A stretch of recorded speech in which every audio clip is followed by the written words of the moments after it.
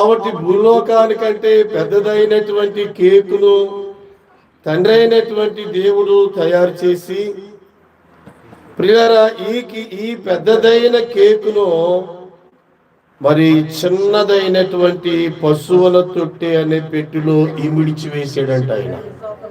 హల్లెలూయా.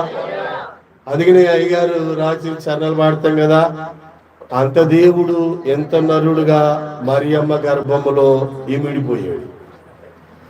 ఆకాశ మహాకాశాలు పట్టజాలనంత దేవుడు చెప్పండి, ఇంత గర్భములు ఏమైపోయాడు? ఆయన ఇమిడిపోయాడు. కనుక ప్రియులారా, యేసు అనేటువంటి ఈ విందులో ఉన్న యేసు అనేటువంటి ఈ కేకు భూలోకానికంటే పెద్దదే గాని, ఆ పెద్దదైన ఆ రొట్టెను లేక ఆ కేకును తండ్రి అయినటువంటి దేవుడు ఎక్కడ మీరు చేసాడు అంటే పశువుల తొట్టులో మీరు చేశాడట. కాబట్టి